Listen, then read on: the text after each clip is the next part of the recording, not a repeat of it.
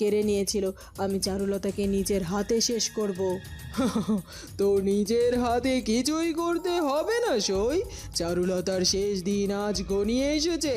আমি খবর পেয়েছি সে রাজপুত্র অরুণ আর মধুপুর থেকে হেমরাজ্যে ফিরছে। আর আমি ওই ঘন জঙ্গলের রাস্তায় আমার সবচেয়ে খতরনাক গুপ্তচরদের লুকিয়ে রেখেছি। মহারানী, আপনি গুপ্ত ঘাতক পাঠিয়েছেন, কিন্তু রাজপুত্রের সাথে তো অনেক। মধুপুরের রাজ্যের সীমানায় রাজেশ তলোয়ার হাতে প্রহরীদের কড়া নির্দেশ দিচ্ছে। তোমরা কেউ এক মুহূর্তের জন্য চোখ বন্ধ করবে না। রত্নকরের একটা মাছিও যেন আমাদের। কি সর্বনাশ! কি হয়েছে বাবা? না মানে পিসে মশাই, দিদি তো ঠিক আছে। চিঠিতে কি লিখেছে? দেখেছো রাজেশ, ওই রাক্ষস রূপমঞ্জুরের এত বড় সাহস, সে আমাদের হেমরাজ্যের রাজকন্যাকে মারতে চায়। আমি আজই রত্নগড়ের বিরুদ্ধে যুদ্ধ ঘোষণা করব। আমার বিশাল। কি ব্যাপার মন্ত্রী মশাই, কি বলতে এসেছো বলো? ওই চারুলতার মৃত্যুর সংবাদ দিতে এসেছো নিশ্চয়। ইয়ে মানে আজ্ঞা মহারানী, অনেকক্ষণ তো পার হয়ে গেল, সূর্য প্রায় ডুবতে বসেছে, কিন্তু জঙ্গল থেকে আমাদের কোনো গুপ্ত ঘাতক এখনো ফিরে আসেনি, এমনকি কোনো খবরও পাঠায়নি। আমার কেন জানি খুব ভয় করছে মহারানী। রাজপুত্র অরুণের তলোয়ারের ধার তো আপনি জানেন, যদি আমাদের লোকগুলো ধরা পড়ে গিয়ে থাকে। কি বলছো মন্ত্রী মশাই? ধরা পড়বে মানে? রূপমঞ্জুরি, তুই না বললি তোর লোকেরা গাছের ওপর থেকে হামলা করবে? তাহলে এত দেরি হচ্ছে কেন? তুই শান্ত হাসই, এই বোকা মন্ত্রীর কথাই কান দিস না। আরে মন্ত্রী, জঙ্গল থেকে ফিরে আসতে তো সময় লাগবেই। ওরা নিশ্চয় কাজ শেষ করে আনন্দ উৎসব করছে, অথবা চারুলতার লাশ গুম করার ব্যবস্থা করছে। রাজপুত্র অরুণ যতই বীর হোক না কেন, চারদিক থেকে ছুটে আসা বিষাক্ত তীরের সামনে সে কিছুতেই চারুলতাকে বাঁচাতে পারবে না। কিন্তু মহারানী, যদি চারুলতা কোনোভাবে বেঁচে যায়, তবে তো সে সোজা হেমরাজ্যের দরবারে গিয়ে এই হামলার বিচার চাইবে। রাজা অম্বিকা প্রসাদ তো তখন আমাদের বিরুদ্ধে যুদ্ধ ঘোষণা করবেন। চুপ করো কাপুরুষ, তোমার মতো ভীতু মন্ত্রী আমার আর সবাই মানায় না। চারুলতা আর কোনোদিন ওই জঙ্গল থেকে ফিরবে না, আমি বলেছি তো। আমার পাতা ফাঁদ থেকে আজ পর্যন্ত কেউ জ্যান্ত ফেরেনি। তুমি কাল সকালে হেমরাজ্যে যাওয়ার জন্য আমার রথ প্রস্তুত করো। কাল আমি ওই অম্বিকা প্রসাদকে আমার পায়ের কাছে বসে মধুবালার মাথায় হেমরাজ্যের মুকুট পরাবো। যাও এখান থেকে। মন্ত্রী মাথা নিচু করে ভয়ে ভয়ে সেখান থেকে বেরিয়ে যায়। রূপমঞ্জুরি আবার জোর করে হাসার চেষ্টা করে, কিন্তু তার নিজের মনের কোণেও মন্ত্রীমশাইয়ের কথাগুলো এক অশুভ কাঁটার মতো বিঁধতে থাকে। তবে কি আমার সেই অহংকারের মরণ ফাঁদ চারুলতার সামান্য বুদ্ধির কাছে ইতিমধ্যেই ধুলোয় মিশে গেছে? ঘন জঙ্গল পার হয়ে চারুলতা এবং রাজপুত্র অরুণের রথ হেমরাজের দিকে এগিয়ে যাচ্ছে। রথের পেছনে রূপমঞ্জুরির পাঠানো ঘাতকদের মোটা দড়ি দিয়ে বেঁধে নিয়ে যাওয়া হচ্ছে। হঠাৎ রাজপুত্র মশাই, যুবরানী চারুলতা, আপনারা সুস্থ আছেন দেখে আমার প্রাণ ফিরে এলো। মহারাজ অম্বিকা প্রসাদ আমাদের পাঠিয়েছেন। পিতামশাই পাঠিয়েছেন? কিন্তু কেন মন্ত্রীমশাই? আমরা তো আজই পৌঁছে যেতাম, আর রাজপ্রাসাদে সব ঠিক আছে তো? পিতা বা মা লতার কোনো বিপদ হয়েছে নাকি? রাজপ্রাসাদে কেউ বিপদে পড়েনি রাজপুত্র, কিন্তু কাল রাতে এক বড় সর্বনাশ হয়ে গিয়েছে। মাটির নিচের কারাগারে বিশাল লোহার তালা ভেঙে কেউ রানী মধুবালার তন্ত্রমাতাকে ছাড়িয়ে নিয়ে গেছে। তারা এখন পালিয়েছে। মহারাজ ভাবলেন ওই শয়তানের দল হয়তো আপনাদের পথ আটকে কোনো ক্ষতি করতে পারে। চারুলতা এবার রথ থেকে নেমে এসে শান্ত কিন্তু গম্ভীর স্বরে বলে, তাহলে আমাদের অনুমানই ঠিক ছিল। রানী রূপমঞ্জুরি একসাথে দুটো চাল চেলেছিল। একদিকে কালুকে দিয়ে জেলের তালা ভাঙিয়েছে, আর অন্যদিকে আমাদের মারার জন্য ঘাতকদের পাঠিয়েছে। সে ভেবেছিল আমরা জঙ্গলেই মারা পড়বো, আর সে মধুবালাকে নিয়ে হেমরাজের সিংহাসন দখল করবে। মন্ত্রীমশাই, কত বড় স্পর্ধা ওই রূপমঞ্জুরির! মন্ত্রীমশাই, আপনি এই ঘাতকের দিকে তাকান। এরা রূপমঞ্জুরির পাঠানো গুপ্ত ঘাতক। চারুর উপস্থিতি বদলিতে আজ এরা আমাদের বন্দী। চলুন, আজই এদের মহারাজের সামনে হাজির করব। যুবরানী সত্যি অনন্যা, আপনি চলুন রাজপুত্র, আমরা চারপাশ থেকে কড়া পাহারা দিয়ে আপনাদের প্রাসাদে নিয়ে যাচ্ছি। চারুলতা এবং অরুণ আবার রথে ওঠেন। রথ দ্রুত হেমরাজ্যের রাজপ্রাসাদের দিকে ছুটতে থাকে। হেমরাজ্যের রাজপ্রাসাদের প্রধান তরণ মহারাজ অম্বিকা প্রসাদ, রানী লতা এবং যোগুবাবু অধীর আগ্রহে অপেক্ষা করছে। রথ এসে থামতেই চারুলতা এবং অরুণ নেমে আসে। চারু, মারে, তুই ঠিক আছিস তো? তোর গায়ে কোনো আঁচড় লাগেনি তো? কাল রাতে জেলের তালা ভাঙার খবর শুনে আমার তো ভয়ে প্রাণ বেরিয়ে যাচ্ছিল। মা, তুমি তো জানো তোমার মেয়ের উপর স্বয়ং বিধাতার আশীর্বাদ আছে, আর আমার পাশে যখন রাজপুত্র অরুণের মতো বীর আছে, তখন কার সাধ্যি যে আমার ক্ষতি করবে? তুমি কেঁদো না মা, আমি একদম ঠিক আছি। ওই রাক্ষসী রূপ মঞ্জুরি কি তোদের কোনো পথে কোনো বাধা দেওয়ার চেষ্টা করেছিল মা? বাধা নয় বাবা, ওরা আমাদের চিরতরে শেষ করে দেওয়ার ফাঁদ পেতেছিল। প্রহরীরা, ওই ঘাতকদের মহারাজের সামনে নিয়ে এসো। প্রহরীরা দড়ি দিয়ে বাঁধা ঘাতকদের মহারাজের সামনে ছুঁড়ে ফেলে। ঘাতকরা ভয়ে কাঁপতে থাকে। এরা কারা অরুণ? এদের এত সাহস কি করে হলো হেমরাজের যুবরানীর ওপর হামলা করবার? এরা রত্নগরের গুপ্ত ঘাতক বাবা। রূপমঞ্জরি এদেরকে পাঠিয়েছিল বিষাক্ত তীর দিয়ে আমাদের মারতে। চারুর বুদ্ধিতে এরা আজ আমাদের বন্দী। আর চারু ঠিকই বলেছে বাবা, জেলের তালা ভাঙা আর এই হামলা দুটোই রূপমঞ্জরির একসুতোর গাঁথনি। রূপমঞ্জরির এত বড় সাহস, সে আমাদের হেমরাজ্যের রাজকন্যাকে মারতে চায়। আমি আজই রত্নগড়ের বিরুদ্ধে যুদ্ধ ঘোষণা করব। আমার বিশাল সৈন্যবাহিনী দিয়ে রত্নগড়কে ধুলোয় মিশিয়ে দেব। পিতামশাই, শান্ত হন। রাগ করে যুদ্ধ ঘোষণা করলে রূপমঞ্জরির জয় হবে। যুদ্ধে সাধারণ মানুষের রক্ত ঝরবে। আমি চাই না আমার জন্য কোনো মায়ের কোল খালি হোক। আপনি এই ঘাতকদের কারাগারে বন্দি করে রাখুন। রূপমঞ্জরির এই স্পর্ধার জবাব আমি অন্যভাবে দেব।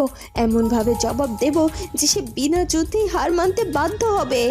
চারুলতার এই শান্ত অথচ আত্মবিশ্বাসী কথায় মহারাজ অম্বিকা প্রসাদ একটু শান্ত হন। রত্নগড়ের রাজসভা। রূপমঞ্জরি এবং মধুবালা তখনও চারুলতার মৃত্যুর খবর শোনার অপেক্ষায় আছে। এমন সময় রত্নগড়ের প্রধানমন্ত্রী দৌড়াতে দৌড়াতে ঘামে ভিজে রাজসভায় প্রবেশ করেন। মহারানী, সব শেষ হয়ে গেছে। আমাদের সব চক্রান্ত মাঠে মারা গেছে। কি বলছিস কি তুই? আমার গুপ্ত ঘাতকরা কোথায়? চারুলতার মৃত্যুর খবর নিয়ে আসেনি? চারুলতা মরেনি মহারানী, সে সুস্থ শরীরে হেমরাজের প্রাসাদে পৌঁছে গেছে। আর আমাদের পাঠানো সেরা গুপ্ত ঘাতকরা, তারা সবাই রাজপুত্র অরুণের হাতে বন্দী হয়েছে। চারুলতা নাকি কোনো এক জাদুর ধোঁয়া ছুঁড়ে আমাদের ঘাতকদেরকে অন্ধ করে দিয়েছিল।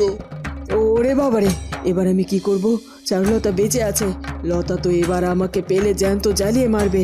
রূপমঞ্জুরি, তুই না বললি তোর ঘাতকদের নিশানা কখনো ভুল হয় না? এখন আমি কোথায় লুকোবো? মিথ্যা কথা, আমার ঘাতকরা ধরা পড়তে পারে না। চারুলতা কোনো জাদুকরি নয় যে সে একা এতগুলো ঘাতককে হারাবে। তুই আমাকে মিথ্যে ভয় দেখাচ্ছিস মন্ত্রী। আমি সত্যি বলছি মহারানী, হেমরাজের বাজার দিয়ে যখন চারুলতার রথ যাচ্ছিল, তখন আমাদের চর নিজের চোখে ঘাতকদের দড়ি দিয়ে বাঁধা অবস্থায় দেখেছে। মহারাজ অম্বিকা প্রসাদ নাকি আমাদের বিরুদ্ধে যুদ্ধ ঘোষণার প্রস্তুতি নিচ্ছেন। ও রানীমা, আমি তো আগেই বলেছিলাম ও চারুলতার সাথে লাগতে যাবে না। ও তো অনেক বুদ্ধিমতী। এখন তো ওই অম্বিকা প্রসাদ আমাদের রত্নগড় আক্রমণ করে আমাদের সবাইকে মেরে ফেলবে। চলুন আমরা অন্য কোথাও পালিয়ে যাই। চুপ কর বুড়ি, রূপমঞ্জরি কখনো পালায় না। অম্বিকা প্রসাদ যুদ্ধ ঘোষণা করতে চায় করুক। রত্নগড়ের বিশাল দুর্গ ভেদ করা এত সহজ নয়। আমি চারুলতাকে মারতে পারিনি তো কি হয়েছে? আমি এমন কূটনৈতিক চাল চালবো যে দুই রাজ্য এক হওয়ার আগেই নিজেদের মধ্যে মারামারি শুরু করে দেবে। রূপমঞ্জরি যতই বড় বড় কথা বলুক না কেন, তার ভেতরের অহংকার আর চরমভাবে ভেঙে পড়েছে। মধুবালার চোখে মুখেও এখন শুধুমাত্র মৃত্যুর ভয়। মধুপুর রাজপ্রাসাদের দরবার কক্ষ। রাজা মধুরাজা চিন্তিত মুখে পায়চারি করছে। এমন এক সময় রাজদূত হেমরাজ্য থেকে একটি চিঠি নিয়ে প্রবেশ করে। মহারাজ, হেমরাজ্যের যুবরানী চারুলতার কাছ থেকে এক জরুরি বার্তা এসেছে। মধুরাজা তাড়াতাড়ি চিঠিটা পড়তে শুরু করেন। পড়তে পড়তে তার চোখ রাগে লাল হয়ে ওঠে। কি সর্বনাশ! কি হয়েছে বাবা? না মানে পিসেমশাই, দিদি তো ঠিক আছে, চিঠিতে কি লিখেছে? দেখেছো রাজেশ, ওই রাক্ষসী রূপমঞ্জরি আমার মেয়ের রথে গুপ্ত ঘাতক দিয়ে হামলা করেছিল, আর হেমরাজ্যের জেলের তালা ভেঙে মধুবালা পালিয়েছে। আমার মেয়েটা অল্পের জন্য প্রাণে বেঁচে গেছে। এত বড় স্পর্ধা! রূপমঞ্জরির সরাসরি আমাদের যুবরানীর উপর হামলা করেছে। মহারাজ, আপনি আমাকে অনুমতি দিন, আমি আজই মধুপুরের অর্ধেক সৈন্য নিয়ে হেমরাজ্যের দিকে রওনা দেব। আমরা হেমরাজ্যের সাথে মিলে রত্নগড়কে আক্রমণ করব। রাজেশ বাবু, আপনি শান্ত হন। দিদি তো চিঠিতে লিখেছে সে একেবারে সুস্থ। দিদি তো যুদ্ধ চায় না, দিদি তো বুদ্ধির জোরে ওদেরকে হারিয়েছে। আমরা যদি এখন সৈন্য নিয়ে যাই, তবে দিদির 2 রাজ্য এক করার স্বপ্নটা যে যুদ্ধের রক্তে ভেসে যাবে। জেসমিন ঠিকই বলেছে রাজেশ, চারু যুদ্ধ চায় না। ও লিখেছে আমরা যেন মধুপুরের সীমানাতে কড়া পাহারা রাখি। রূপমঞ্জরি হয়তো এবার ছদ্মবেশে আমাদের রাজ্যে কোনো ক্ষতি করবার চেষ্টা করতে পারে। রাজেশ, তুমি আজ থেকে মধুপুরের সেনাপতির দায়িত্ব নাও।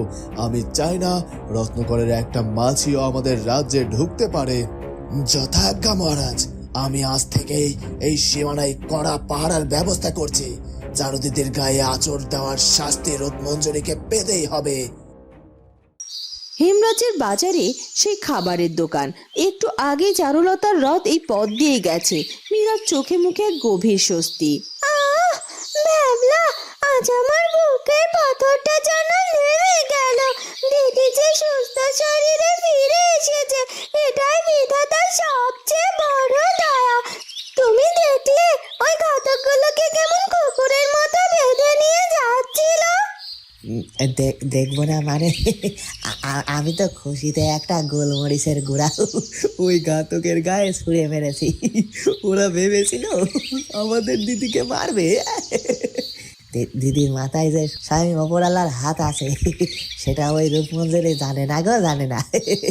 ঠিক বলেছ, কিন্তু জানো রূপমঞ্জরি যে মধুবালাকে জেল থেকে বের করে নিয়ে গেছে, এটা খুব খারাপ খবর। মধুবালা তো এমনিতেই দিদিকে 2 চোখে দেখতে পারে না। এবার রূপমঞ্জরির সাথে মিলে সে নিশ্চয় নতুন কোনো চক্রান্ত করবে। আরে তুমি এসব নিয়ে একদম ভেবো না বউ। আমাদের দিদি আর রাজপুত্র মিলে ঠিক ওদের সোজা করে দেবে। আমরা বরং কাল সকালে রাজপ্রাসাদে ফিরে গিয়ে দিদির সাথে দেখা করে আসবো। হ্যাঁ, আমি নিজের হাতে দিদির জন্য ক্ষীরের সন্দেশ বানিয়ে নিয়ে যাব। দিদি মিষ্টি খেতে খুব ভালোবাসে। তুমি শুধু শুধু খাওয়ার কথাই ভাবো ভাবলা। তবে কাল আমরা যাব। জেসমিন দিদি আর রাজেশ বাবু তো মধুপুরে চলে গেছে। দিদি নিশ্চয় খুব একা লাগছে। আমরা গিয়ে দিদির সাথে একটু গল্প করে আসবো। রাত নেমেছে হেমরাজ্যে। রাজপ্রাসাদের খোলা ছাদে চারুলতা একা দাঁড়িয়ে আছে। তিনি দূরের রত্নগড়ের সীমানার দিকে তাকিয়ে আছে। ধীর পায়ে রাজপুত্র অরুণ তার পেছনে এসে দাঁড়ালো। চারু, তুমি এখনো ঘুমোওনি? সারাদিন এত ধকলের পর তোমার একটু বিশ্রাম নেওয়া উচিত। বিশ্রাম তো শরীর নেয় রাজপুত্র, কিন্তু মন যখন অস্থির থাকে তখন কি আর ঘুম আসে? আমি ভাবছি রূপমঞ্জরির কথা। সে আজ প্রকাশ্যে আমার উপর হামলা করেছে। এর মানে সে এখন আর কোনো লুকোচুরি খেলবে না। সে লুকোচুরি খেলুক আর সরাসরি আসুক, আমি অরুণ যতক্ষণ তোমার পাশে আছি, সে তোমার একটা সুতোও ছিঁড়তে পারবে না। কিন্তু চারু, তুমি তো বাবাকে যুদ্ধ করতে বারণ করলে। তাহলে তুমি কিভাবে রূপমঞ্জরিকে শাস্তি দিতে চাও? তলোয়ার দিয়ে আঘাত করলে ঘা শুকিয়ে যায় রাজপুত্র, কিন্তু সম্মান কেড়ে নিলে সে ঘা যে কোনোদিনও শুকোয় না। চারু, তোমার বুদ্ধি সত্যি তলোয়ারের চেয়েও ধারালো। রত্নগড়ের বাণিজ্য বন্ধ হয়ে গেলে রূপমঞ্জরির দম্ভ এমনিতেই ধুলোয় মিশিয়ে যাবে। তাকে বিনা রক্তপাতেই ভিখারি হতে হবে। আমি কাল সকালে সব রাজ্যের রাজাদের কাছে এক রাজকীয় বার্তা পাঠাবো। ওই ঘাতকদের বয়ান সবার সামনে পেশ করব। যখন পুরো বিশ্বের বণিকেরা আর রাজারা জানবে যে রূপমঞ্জরি বাণিজ্যের নামে গুপ্তঘাতক বসে, তখন কেউ আর রত্নগড়ের সাথে কোনো ব্যবসা করবে না। আর মধুবালা ভেবেছে সে পালিয়ে গিয়ে খুব বেঁচে গেছে। আমি এই 2 রাজ্যকে এমন শক্ত করে বাঁধবো যে মধুবালা রূপমঞ্জরি এক হয়ে আমাদের কোনো ক্ষতি করতে পারবে না। চাঁদের আলোয় চারুলতার এই অটল প্রতিজ্ঞার রাজপুত্র অরুণের মুগ্ধ চাহনি এক অপূর্ব রোমাঞ্চকর পরিবেশ তৈরি করে। আগামী দিনের এক নতুন রক্তপাতহীন যুদ্ধের সূচনা এখানেই হলো। সকালের আলো ফুটেছে। মধুপুরের রাজ্যের সীমানায় রাজেশ তলোয়ার হাতে প্রহরীদের কড়া নির্দেশ দিচ্ছে। তোমরা কেউ এক মুহূর্তের জন্য চোখ বন্ধ করবে না। রত্নকরের একটা মাছিও যেন আমাদের মধুপুরের সীমানায় ঢুকতে না পারে। মহারাজের কড়া নির্দেশ, সন্দেহজনক কাউকে দেখলেই বন্দি করবে। রাজেশ বাবু, আপনি সারা রাত ধরে এক ফোঁটা জলও মুখে দেননি। এভাবে চললে তো আপনি নিজেই অসুস্থ হয়ে পড়বেন। একটু জল খেয়ে নিন। দিদি তো বলেছে তিনি বুদ্ধির জোরে লড়বেন। আমাদের শুধু সীমানাটা সামলে রাখতে হবে। জেসমিন, রূপমঞ্জুরি যে কত বড় শয়তান তা তো তুমিও জানো। সে চারুদিদির উপর গুপ্ত ঘাতক লেলিয়ে দিয়েছে। আমার রক্ত টক বক করে উঠছে, কিন্তু দিদির আদেশের বাইরে তো আমি এক পাও ফেলতে পারি না। ঠিক তখনই দূর থেকে মোরুল মশাই মোরুল গিন্নি প্রায় দৌড়াতে দৌড়াতে সেখানে আসে। ওরে আমার রাজেশ রে, তুই এখন বিপদে পড়লি বাবা। আমি কাল রাত থেকে ভয়ে এক ফোঁটা ঘুমোতে পারিনি। শুনলাম রত্নকরের ওই রাক্ষসী রানী চারুর উপর হামলা করেছিল। তুই কেন এখানে তলোয়ার হাতে দাঁড়িয়ে আছিস? যদি তোর কিছু হয়েছে তো চল বাবা, আমরা আমাদের মাটির ঘরে ফিরে যাই। আমার আর কোনো রাজকীয় সম্মান চাই নে বাবা। গিন্নি, তুমি আবার ছেলেটার কাজের মাঝে কান্নাকাটি শুরু করলে। রাজেশ এখন মধুপুরের সেনাপতি। সে যদি সীমানা ছেড়ে গিয়ে বসে থাকে তবে আমাদের মধুপুরকে কে বাঁচাবে বলো তো? তুমি সারু মায়ের কথা ভাবো। মেয়েটা একা এত বড় বিপদের মুখ থেকে ফিরে এলো। মা, তুমি একদম ভয় পেও না। রূপমঞ্জুরির সাধ্য নেই আমার কোনো ক্ষতি করবার। আর তুমি চারুদিদির কথা ভেবো না। দিদি এবার এমন এক চাল চেলেছে যে রূপমঞ্জুরকে কোনো অস্ত্র ছাড়াই হার মানতে হবে। হ্যাঁ মা, আপনি শান্ত হন। দিদি পুরো বণিক সমাজের কাছে রূপমঞ্জুরির আসল রূপ তুলে ধরার বার্তা পাঠিয়েছে। রূপমঞ্জুরির বাণিজ্য যখন বন্ধ হয়ে যাবে তখন তার অহংকার এমনিতেই ভেঙে পড়বে। আমরা শুধু এই সীমানা পাহারা দিচ্ছি যাতে ওরা হতাশার বশে আমাদের গ্রামে কোনো চুরি ডাকাতি না করতে পারে। জেসমিন, আমি তোমাকে কত কটু কথা বলেছিলাম। তুমি রাজকন্যা নও বলে তোমাকে অপমান করেছি, আর তুমি আজ আমার ছেলের পাশে দাঁড়িয়ে আমাদের পুরো গ্রামকে পাহারা দিচ্ছ। চারুমা সত্যি তোমাদের দুজনকে মানুষের মতো মানুষ বানিয়েছে। তোমরা সাবধানে থেকো। মোরল গিন্নির চোখের জল আর জেসমিনের প্রতি তার এই নতুন ভালোবাসা গল্পের পরিবেশে এক অদ্ভুত মায়া তৈরি করে। বন্ধুরা, কি হতে চলেছে এরপর সেটা জানবো আমরা চারুলতা গল্পের পরবর্তী পর্বে। আর আমাদের আজকের পর্বটি ভালো লাগলে অবশ্যই আমাদের চ্যানেলটিকে সাবস্ক্রাইব করে দিও। দেখা হবে নতুন পর্বে। ধন্যবাদ।